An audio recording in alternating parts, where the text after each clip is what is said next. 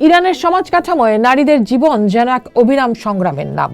1979 সালের ইসলামী বিপ্লব পরবর্তী সময় থেকে আজ পর্যন্ত ইরানি নারীরা যে চরম চাপের মুখে বসবাস করছেন তার মূলে রয়েছে কঠোর ধর্মীয় আইন, পিতৃতান্ত্রিক সমাজ ব্যবস্থা এবং বৈষম্যমূলক আইনি কাঠামো। সাল 2022, ইরানের কুর্দিস্তান থেকে তেহরানে বেড়াতে এসেছে 22 বছরের এক হাসি খুশি তরুণী।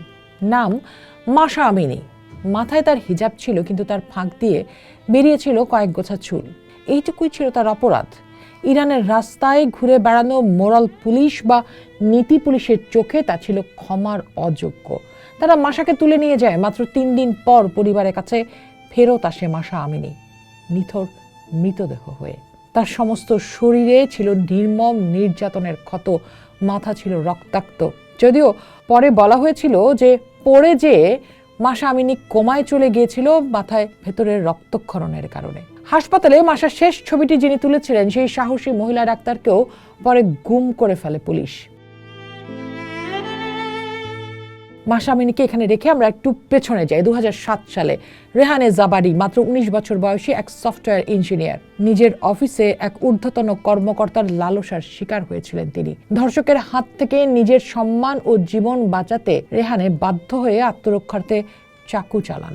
ধর্ষক মারা যায়, কিন্তু ইরানের আদালত রেহানের ধর্ষণকে আমলেই নেয়নি। উল্টো 2014 সালে তাকে খুনের দায়ে ফাঁসিতে ঝুলিয়ে হত্যা করা হয়। রেহানের মা শোলে পাকরান আজ জীবন কেঁদেছেন। আজও তিনি মেয়ের ন্যায় বিচারের দাবিতে লড়াই করে যাচ্ছেন। আরেকটি নাম আতিফি সাহালি।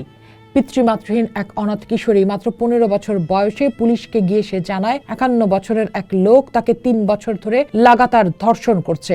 কিন্তু অবাক করার বিষয় কি জানেন? পুলিশ ধর্ষককে নয়, গ্রেফতার করে 15 বছরের ধর্ষিতা আতিফিকে।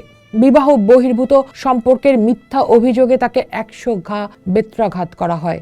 আদালতে দাঁড়িয়ে বিচারকের সামনে হাত জোর করে আতিফি বলেছিল, আমাকে ক্ষমা করে দিন, আমি আর কোনোদিন কোনো অপরিচিত পুরুষের চোখের দিকেও তাকাবো না। বিচারক তাকে ক্ষমা করেননি। অবিচার সহ্য করতে না পেরে আতিফি তার পায়ের জুতো খুলে ছুঁড়ে মেরেছিলেন বিচারকের দিকে। ভাবুন তো পরিণতি কি? 2004 সালের আগস্ট মাসে প্রকাশ্য জনসম্মুখে ক্রেনে ঝুলিয়ে ফাঁসি দেয়া হয় ওই কিশোরীকে।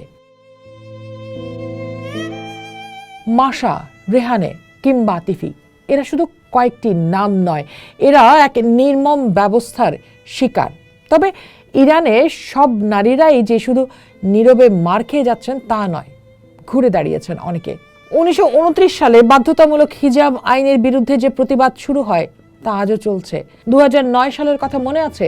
সবুজ আন্দোলন। সেই সময়ে রাজপথে পুলিশের গুলিতে লুটিয়ে পড়েছিলেন নেদা আগা সুলতান। তার মৃত্যুর ভিডিওটি পুরো বিশ্বের বিবেককে নাড়িয়ে দিয়েছিল।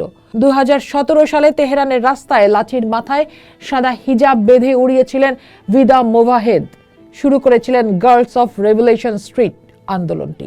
2019 সালে আরেক তরুণী সাহার খেদওয়ারি, যাকে সবাই ব্লু গার্ল বলে চেনে, শুধু মাঠে বসে ফুটবল খেলা দেখার অপরাধে তাকে কারাদণ্ড দেয়া হতে পারে এই ভয়ে তিনি আদালতের সামনে নিজের গায়ে আগুন ধরিয়ে দিয়েছিলেন।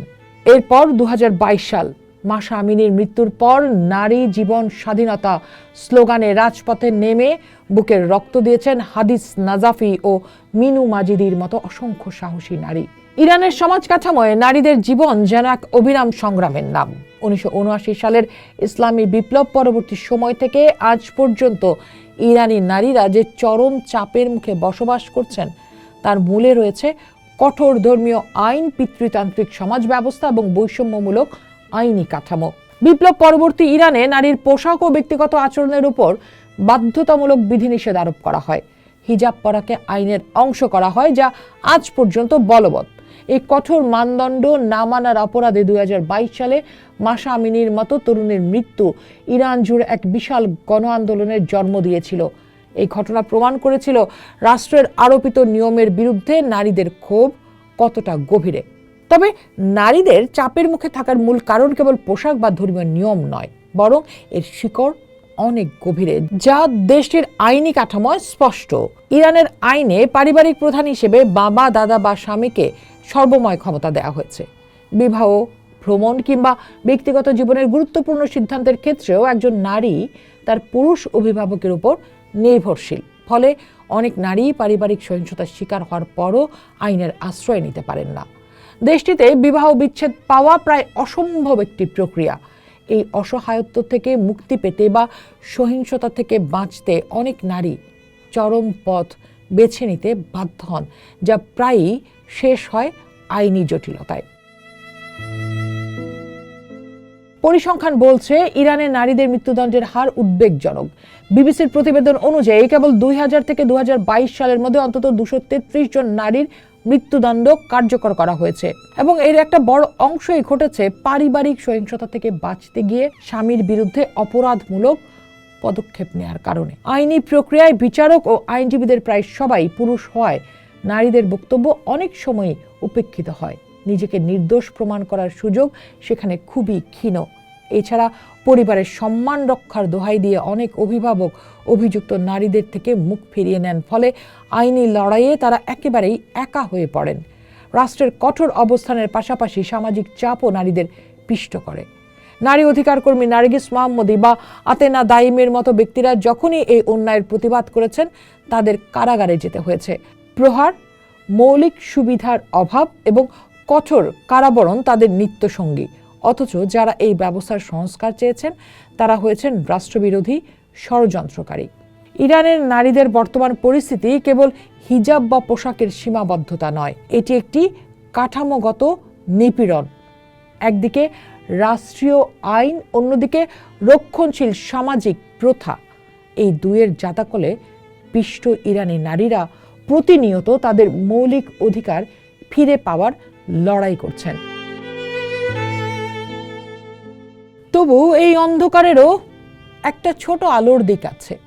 মাশা আমিনীর মৃত্যু বা নোবেলজয়ী নার্গিস মোহাম্মদীর সাহসিকতা প্রমাণ করে যে রাষ্ট্র যতই দমন পীড়ন চালাক, ইরানি নারীরা তাদের কণ্ঠস্বর স্তব্ধ হতে দেবেন না। তবে আইনি সংস্কার এবং নারীর প্রতি দৃষ্টিভঙ্গির পরিবর্তন না আসা পর্যন্ত এই চাপ ও সংঘাতের অবসান ঘটা আপাত দৃষ্টিতে দুঃসাধ্য। ইরানি নারীদের এই লড়াই কেবল তাদের ব্যক্তিগত মুক্তি নয়, বরং এটি বৈষম্যহীন এক আধুনিক রাষ্ট্র গঠনের স্বপ্নও বটে। পোস্ট দেখুন, ভাবুন, করুন, পোস্টের সাথেই থাকুন।